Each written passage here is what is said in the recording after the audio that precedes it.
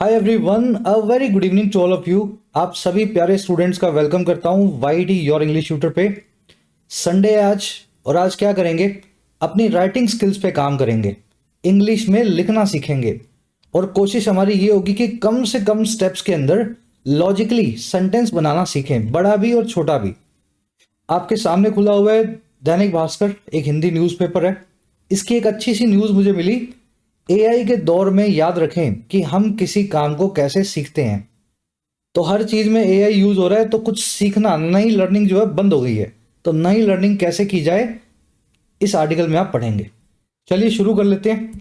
हिंदी से इंग्लिश में लिखना एक आर्ट है, लेकिन इसको साइंस की तरह आपको सीखना है। आपको कुछ स्टेप्स बताऊंगा, स्टेप्स को फॉलो करते जाओ। जैसे इस आर्टिकल को आप इंग्लिश में लिखोगे, वैसे ही आप अपनी थॉट्स को भी, अपने ख्यालों को भी इंग्लिश में लिखना सीख जाओगे। और जब आप अपने ख्याल इंग्लिश में लिखते हो काफी सारे, तो वो बन जाता है ऐसे, प्रेसी, आंसर। तो आपके एग्जाम से ये पूरा का पूरा सेशन कनेक्टेड है, जो डिस्क्रिप्टिव की तैयारी कर रहे हैं। चलिए, सेंटेंसेस हिंदी में आपके सामने है। नीचे मैंने रोमन हिंदी भी डाल दी है, जिन स्टूडेंट्स को हिंदी पढ़ना मुश्किल लगता है। कीथ जैरेट का प्रसिद्ध या फेमस कोलोन कॉन्सर्ट दिखाता है कि असाधारण रचनात्मकता, एक्सेप्शनल क्रिएटिविटी लंबे अभ्यास और दोहराव से ही जन्म लेती है। सेंटेंस छोटा है, आसान है, लेकिन वर्ड्स आए अच्छे अच्छे। रचनात्मकता को क्रिएटिविटी, असाधारण को एक्सेप्शनल, दोहराव को रेपिटेशन। मैं चाहता हूं एक बार आप अपने दिमाग में खुद से इसको ट्राई दो। हो सके तो पेन और पेपर लेकर के बैठो, देखो क्या आप बना पा रहे हो। चलिए शुरू करें, पहले खुद से ट्राई जरूर देना। देखो, काम जो भी करना चाह रहे हो, सेंटेंस में जो भी लिखा हुआ है, आप उस काम को पकड़ो जो इस सेंटेंस का सोल है, एसेंस है, सार है। काम ये हुआ है कि एक आर्टिकल है, सॉरी, कोलोन कॉन्सर्ट है। कोलोन यानी इत्र। इंग्लिश में जो आप जो सेंट वगैरह लगाते हैं ना, हिंदी में अपने इत्र बोल देते हैं या डिओड्रेंट बोल देते हैं, अंग्रेजी में इसको कोलोन बोलते हैं। कॉन्सर्ट आप समझते ही हैं। कोलोन कॉन्सर्ट हमें ये दिखाता है, पहला काम इस सेंटेंस में ये हुआ है।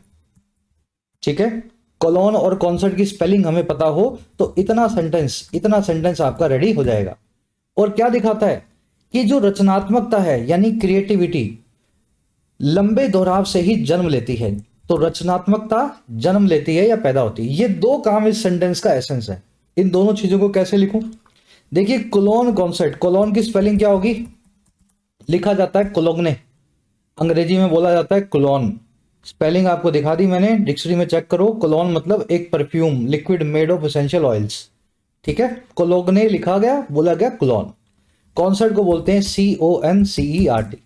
तो कोलोन कॉन्सर्ट दिखाता है, द कोलोन कॉन्सर्ट शोज, दिखाने को शो करना। क्या दिखाता है? दैट, ये दिखाता है।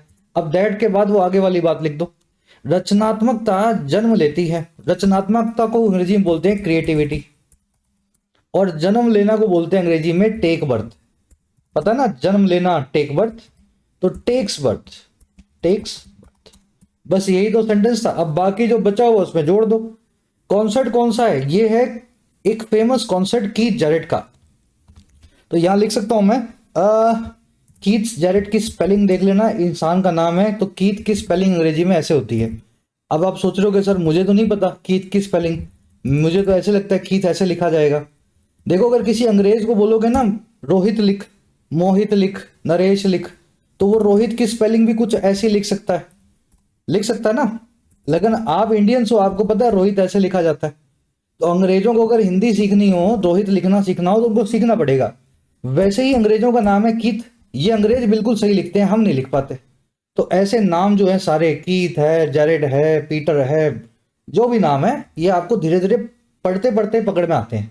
तो कीथ, ई जो है ना अंग्रेजी में EI से लिखा जाता है जनरली नेम्स के अंदर। तो कीथ है, कीथ है, तो कीथ जैरेट, JARRET।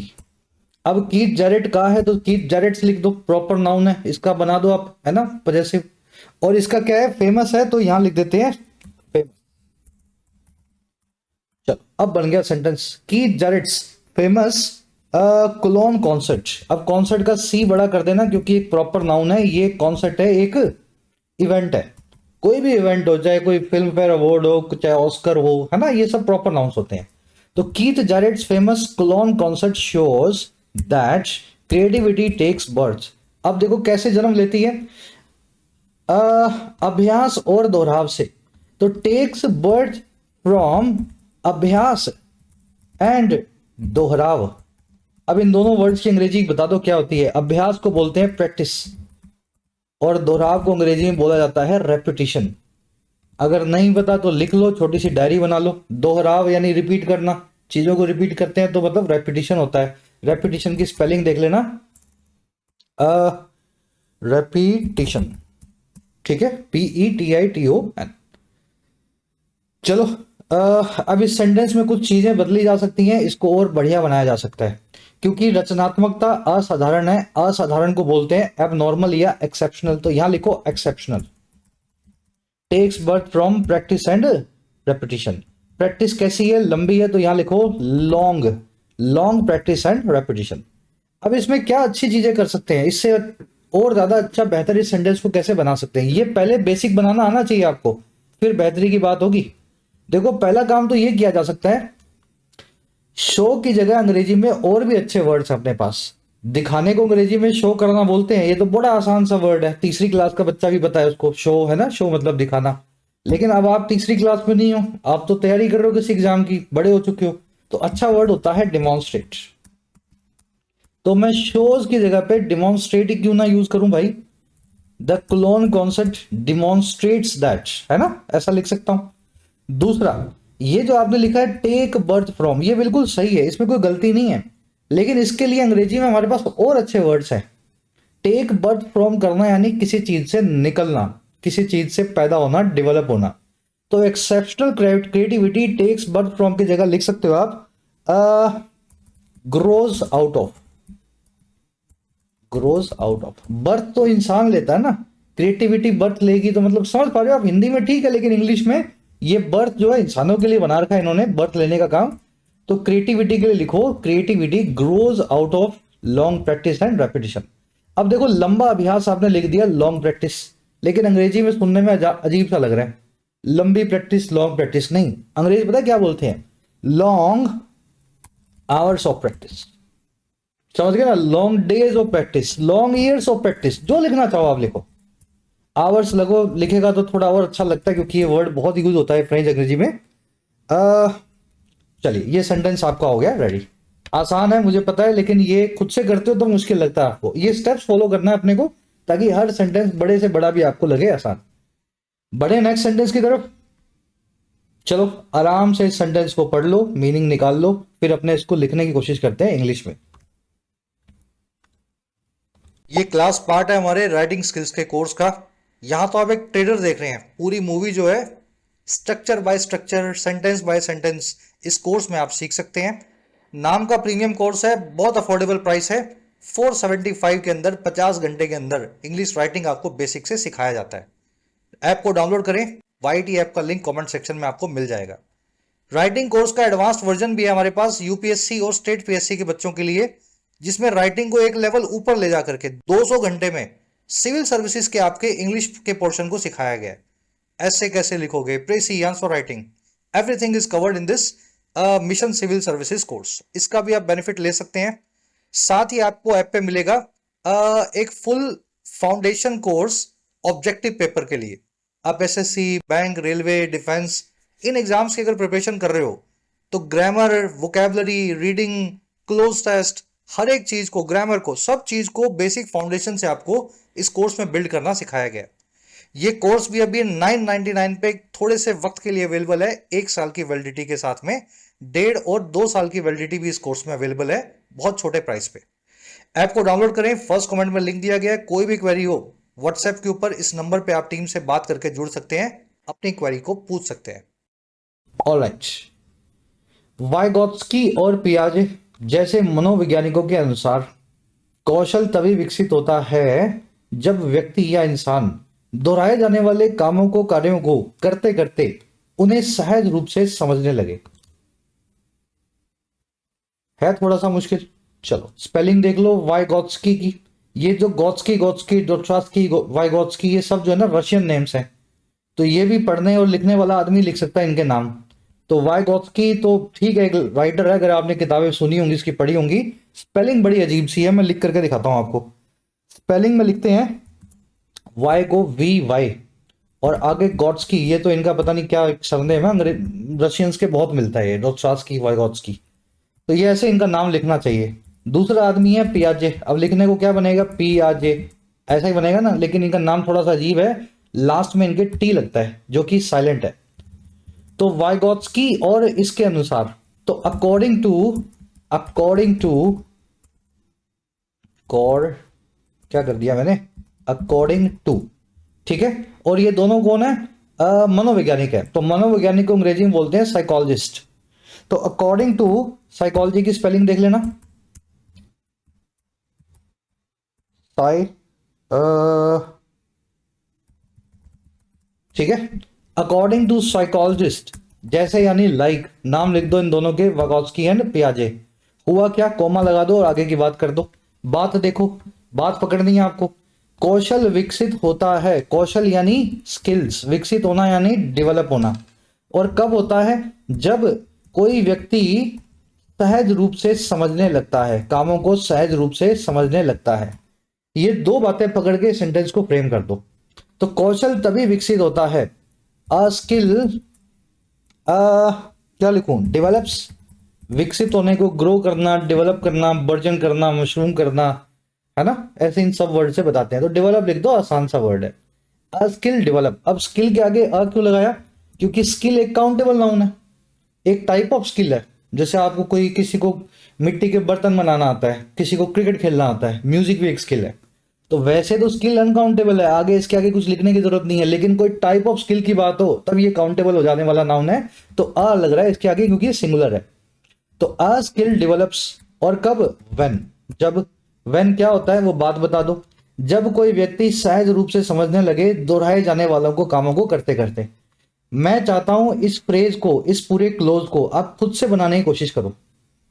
एक बार अपने दिमाग को काम पे लगाओ कि ये सेंटेंस कैसे बनेगा आगे का, फिर जब मैं बताऊंगा ना तो आप मैच कर पाओगे। According to the psychologist like Vygotsky and पियाजे, अ स्किल डेवलप्स व्हेन क्या लिखूं, एक व्यक्ति, तो अ पर्सन क्या करने लगता है, सहज रूप से समझने लगता है। A person begins to understand intuitively, सहज रूप से मतलब नेचुरली, सहज मतलब जो आपका नॉर्मल तरीका है, तो सहज रूप से तो इसको नेचुरली भी बोला जा सकता है और या फिर इंट्यूटिवली भी बोला जा सकता है, दोनों में से दोनों वर्ड जो लगाना चाहो लगा सकते हो। When a person begins to understand naturally या इंट्यूटिवली, अंडरस्टैंड किसको करना है, दोहराए जाने वाले कामों को उन्हें करते करते समझने लगता है। थोड़ा सा अजीब है सेंटेंस, अंडरस्टैंड जिस चीज को करना है वो चीज आपने लिखी नहीं है यहाँ, तो उस चीज को मैं देम लिख देता हूं, उन चीजों को मैं जो काम है देम लिख देता हूं। क्यों, ये आगे बताऊंगा आपको मैं, आगे कोमा लगाओ। जब कोई आदमी इन कामों को समझने लगता है सहज रूप से, नेचुरली या इंट्यूटिवली, अंग्रेजी में वर्ड है इंट्यूटिवली, और कब, इन कामों को करते करते। और कौन से काम है, दोहराए जाने वाले काम, दोहराए जाने वाले काम को बोलते हैं रेपिटेटिव टास्क, और करते करते यानी डूइंग डूइंग, है ना, ऐसा लिखो ना, while doing doing repeated task, doing repeated. बना के नहीं बना सेंटेंस, थोड़ा अजीब सा लग रहा है मुझे पता है, लेकिन मोटी मोटी स्ट्रक्चर समझे कि नहीं समझे। एक पर्सन शुरू कर देता है, स्टार्ट्स या बिगिंस, क्या करना, समझना, बिगिंस टू अंडरस्टैंड, दो वर्ब जुड़ेंगी तो दूसरी वर्ब को इन्फिनेटिव फॉर्म में लिखो, अनलेस पहली वाली वर्ब कोई खास वर्ब है। वो वाली खास वर्ब्स मैंने आपको कई बार करवाई हुई हैं, जैसे रिग्रेट है, अवॉइड है ना, वो उनकी बात नहीं हो रही। जब भी दो वर्ब जुड़ती है अंग्रेजी में तो पहली वर्ब के बाद दूसरी वर्ब को 99% केसेस में टू इन्फिनेटिव बना के लिखा जाता है, टू प्लस में बेस फॉर्म। तो when a person begins to understand them, अब ये देम क्या है, टास्क के लिए यूज हुआ है जो आपने आगे लिख दिए हैं। बिगिन देम नेचुरली और इंट्यूटिवली वाइल डूइंग करते करते रिपीटेड टास्क, रिपीटेड यानी बार बार दोहराए जाने वाले जो रिपीट हो रहे हैं। अब गलतियां क्या है सेंटेंस में, देखो पहली गलती तो ये करते करते जो है ना, ये हमारी हिंदी की उपज है, करते करते, करत करत अभ्यास, अंग्रेजी में नहीं होता ये ऐसा, करते करते डूइंग नहीं होता, तो बस डूइंग लिख दो, इतना काफी है, ठीक है। दूसरा, ये देम आपने लगाया है टास्क के लिए, टास्क के लिए अगर लगाया है तो टास्क को पहले आना पड़ेगा इस देम से, या तो इन टास्क को यहां लिख दो, फिर देम लिख दो यहां पे, थोड़ा अजीब लगेगा। देखो, when a person begins to understand repeated task naturally और इंट्यूटिवली वाइल डूइंग देम, या तो ऐसा लिख दो, देम बाद में आ गया, रिपीटेड टास्क पहले आ गया, या फिर आप यहां देम लगा रहने दो, रिपीटेड टास्क को उठा करके इस देम से पहले ले आओ। और वो कैसे लाओगे? पर्सन के बिल्कुल बाद में दो कॉमास लगा करके। देखो कैसे, ये यहां से उठाया पूरा फ्रेज, जस्ट अ मिनट, ठीक है, ये पूरा फ्रेज मैंने यहां से उठाया और इसको बीच में यहां, when a person while doing repeated task begins to understand them naturally or intuitively। अब मेरे ख्याल से आपको मेक सेंस किया होगा मैं क्या बताना चाह रहा था, समझ पाए ना आप? टास्क को मुझे पहले कहीं इंट्रोड्यूस करना पड़ेगा, बाद में ही उसके लिए प्रोनाउन का इस्तेमाल हो सकता है। चलो, अब इसमें कौन सी चीज और अच्छे से की जा सकती है, कुछ आइडिया लग रहा है कुछ देखने वाला? मेरे ख्याल से सब कुछ सही है। एक ग्रामर कॉन्सेप्ट मैं आपको यहां पे करवाता हूं। ग्रामर का काम है, राइटिंग का ज्यादा है। देखो, ये जो मैंने फ्रेज यूज किया ना बीच में, वाइल डूइंग रिपीटेड टास्क, ये फ्रेज कहलाता है अंग्रेजी में present participle simultaneous action phrase. मैं यहां पे टिप के तौर पे लिख देता हूं ताकि आप इसको बाद में रेफर कर सकें कभी जब आपको जरूरत हो, ठीक है? ये जो पूरा फ्रेज है present participle simultaneous action phrase, ये कैसे यूज करना है? जैसे एक सेंटेंस दे देता हूं मैं आपको, मैं हर बार यही सेंटेंस बोलता हूं तो लोगों को रिलेट भी होता है। आप खा रहे थे खाना, और खाना खाना खाते हुए आप देख रहे थे टीवी। तो खाना खाना मेन काम था, I was eating my food, ठीक है? और क्या करते हुए? टीवी देखते हुए। दूसरा काम जो बिल्कुल खाना खाने के साथ में हो रहा है, इस काम को वर्ब के आईएनजी फॉर्म में लिख दो, कोमा लगा के, चाहे बीच में लिख दो चाहे लास्ट में लिख दो। तो I was eating my food, TV को देखते हैं, वॉच करना तो वॉचिंग टीवी। ये सेंटेंस ऐसे बनता है, ठीक है?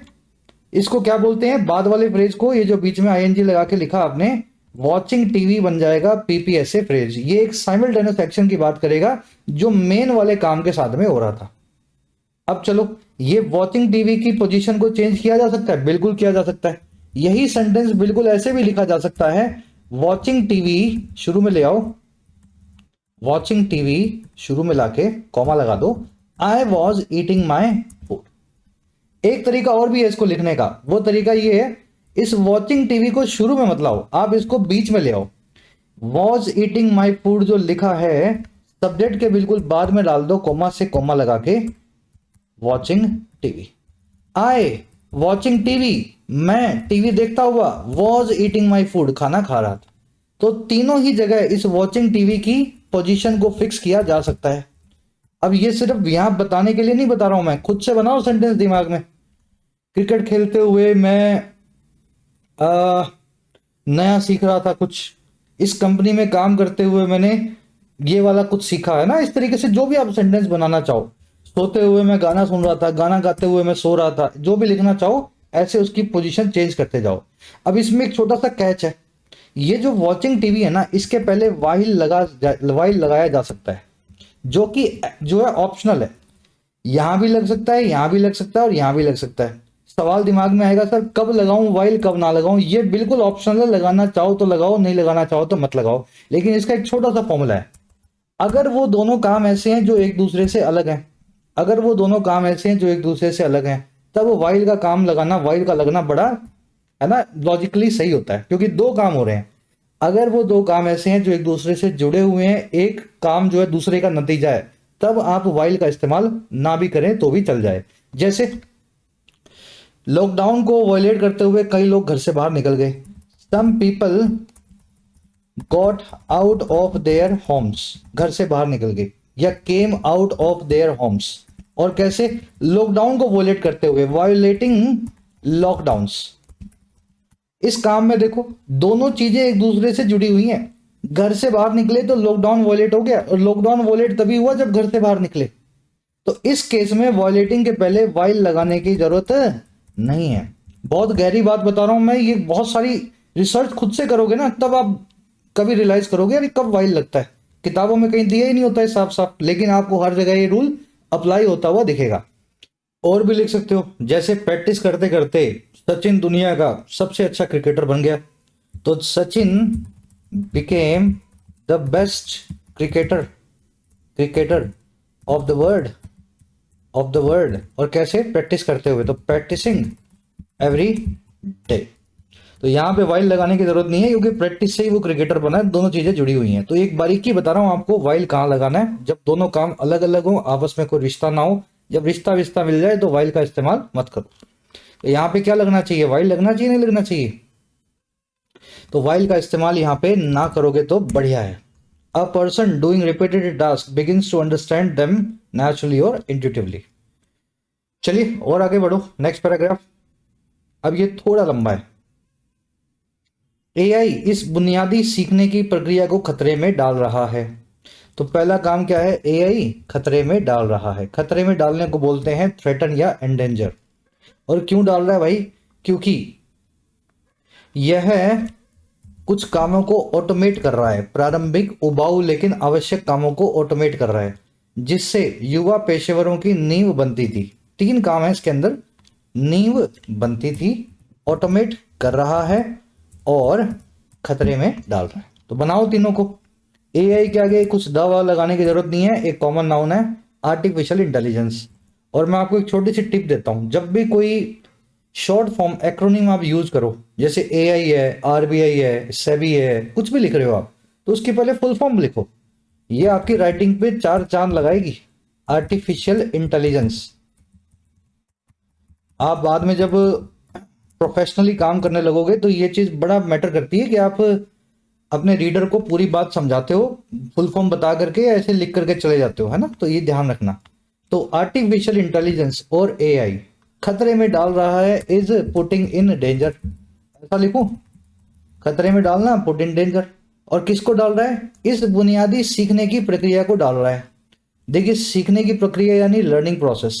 बुनियादी का मतलब होता है बेसिक या फंडामेंटल।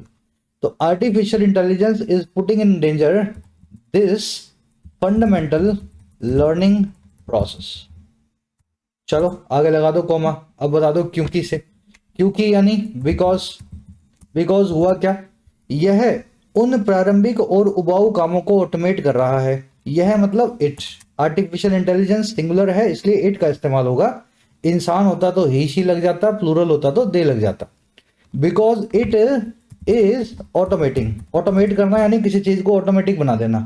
पहले आप पूरा एक्सेल बना करके कैलकुलेट करते थे, अब एआई करके दे रहा है, सारा काम ऑटोमेट हो गया। बिकॉज इट इज ऑटोमेटिंग, और क्या कर रहा है, प्रारंभिक और अब उबाऊ कामों को लेकिन आवश्यक कामों को। इट इज ऑटोमेटिंग दोज प्रारंभिक,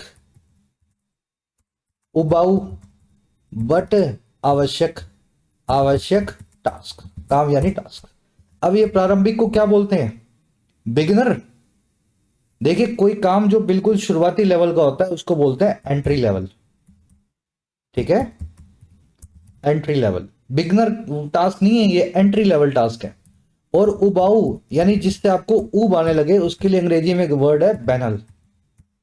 ठीक है, और एक वर्ड भी है ट्राइट। अगर नहीं बताते तो डाल लो कहीं डिक्शनरी में, कहीं अपनी किसी नोटबुक में लिखो। उबाऊ चीजों को अंग्रेजी में बैनल या ट्राइट बोलते हैं, और आवश्यक को बोलते हैं जरूरी या इसेंशियल। अब बना sentence, because it is automating those entry level banal but essential task. अच्छा, इनसे क्या होता था, जिनसे युवा पेशेवरों की नींव बनती थी। अब यहां से नींव बनती थी सेंटेंस बना सकते हो आप, फाउंडेशन वॉज बिल्ट, ऐसा लिख सकते हो, on which the foundation of युवा पेशेवर यंग प्रोफेशनल्स वॉज बिल्ट। लेकिन और बढ़िया तरीका ये है, ये टास्क यहां पे लिखा हुआ है, इसी को ही, इसी के लिए डायरेक्टली एक रिलेटिव प्रोनाउन यूज कर लो यहां पे, दैट लिखो, मैं लिख करके बताता हूं। It is automating those entry-level banal trite but essential tasks that used to build the foundation of the skill sets of young professionals। मैंने थोड़े एडिशनल वर्ड यूज किए हैं, लेकिन उनका लॉजिक आप समझ जाओगे। किसी इंसान की पेशेवर की नींव जो है ना, मतलब नींव ऐसे नहीं बनती, उसके स्किल सेट की नींव बनती है। अपने हिंदी में बोल देते हैं तुम्हारी नींव ऐसे बनी है, तुम एक अच्छे चार्टर्ड अकाउंटेंट हो, तुम्हारी नींव नहीं, तुम्हारी स्किल सेट की नींव ऐसे बनी है। समझ गए ना, हमारी नींव तो हमारे माँ बाप ने रखी है, भगवान ने रखी है, तो हमारी नींव नहीं बनी ऐसे, इसलिए मैं बीच में ऐड कर रहा हूं। It is automating those tasks that use to build the foundation of the skill set of young professionals. ये फाउंडेशन को बनाते थे, नींव को बनाते थे, आधार को बनाते थे काम करने के कुशलता की या स्किल सेट की, यंग प्रोफेशनल्स की, युवा पेशेवरों की। चलिए मेरे ख्याल से सेंटेंस क्लियर है, इसको पूरे को जोड़ दो, जो वर्ड आपको ठीक लगे दोनों में से वो रख लो। बैनर रख देता हूं, ट्राइट को निकाल देता हूं और बाकी सब कुछ मैं इसमें ऐड कर देता हूं। क्लियर है? चलो अब देखो, पुट इन डेंजर के लिए अंग्रेजी में एक और वर्ड है एंडेंजर, एंडेंजरिंग। ठीक है, पुटिंग इन डेंजर को एंडेंजरिंग भी लिख सकते हो। और एक और वर्ड है इसके लिए, थ्रेटनिंग। ठीक है, बढ़े आगे, नेक्स्ट पैराग्राफ, नेक्स्ट सेंटेंस। चल, ताजा अध्ययन बताते हैं कि एआई प्रभावित क्षेत्रों में युवा कर्मचारियों की नौकरियां घट रही हैं, जबकि वरिष्ठ कर्मचारी लगभग अप्रभावित हैं क्योंकि उनके पास वर्षों का अनुभवजन्य ज्ञान है। एक काम करते हैं, सेंटेंस आपको मैं खुद देता हूं ये ट्राई करने के लिए, और इसका ट्रांसलेशन मैं इस वीडियो के फर्स्ट कमेंट में डाल रहा हूं। जो वर्ड्स यहाँ पे ट्रिकी हैं मैं उनका नाम आपको बता देता हूं। वरिष्ठ कर्मचारी यानी सीनियर, है ना, सीनियर वर्कर्स। अप्रभावित यानी अनइम्पैक्टेड। एआई प्रभावित क्षेत्र यानी एआई इंपैक्टेड एरियाज। अनुभवजन्य ज्ञान को बोलते हैं एक्सपेरिमेंटल नॉलेज।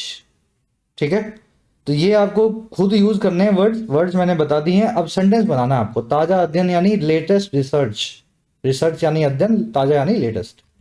तो आराम से इसको बनाने की कोशिश करो। कमेंट सेक्शन में फर्स्ट कमेंट में मैं डाल रहा हूं अपना आंसर, वहीं पे इसको मैच करना और बताना, अपना लिखना, ताकि सब लोग भी देख सके, है ना, सबको पता लगे आप कितनी कोशिश कर रहे हैं। चलिए, अच्छा लिखोगे तो जरूर से आपको हार्ट देंगे। और इसी के साथ में एक सेंटेंस आपको बोनस में भी दे रहा हूं। ये क्लास आज रात को ऐप में अपडेट हो जाएगी, राइटिंग स्किल्स वाले कोर्स में। फुल जो है इसका वर्जन आपको मिल जाएगा। जो बच्चे कोर्स में अवेलेबल हैं, एनरोल्ड हैं, आप रात में जाकर के इस क्लास का पूरा ट्रांसलेशन देख सकते हैं। तो 2 सेंटेंस मैं आपको यूट्यूब पे एज होमवर्क दे रहा हूं। रात की क्लास में सभी को इनका सॉल्यूशन ऐप के ऊपर मिल जाएगा। चलिए, अंटिल देन क्लास को एक लाइक और एक शेयर जरूर से दें। आपके प्यार के ऊपर ही इस क्लासेस को लाया जा सकता है। Signing out. और हाँ, ऐप को जरूर डाउनलोड कर लें। कमेंट सेक्शन में ऐप का लिंक दिया गया है। जो भी कोर्स आपकी नीड है, अफोर्डेबल प्राइस में आप अपने एग्जाम को प्रिपेयर कर सकते हैं, एसएससी, बैंकिंग, यूपीएससी या स्टेट पीएससी एग्जाम को। ये टीम का नंबर है, इस पर व्हाट्सएप करके आप टीम से बात भी कर सकते हैं अगर आपकी कुछ क्वेरीज हो।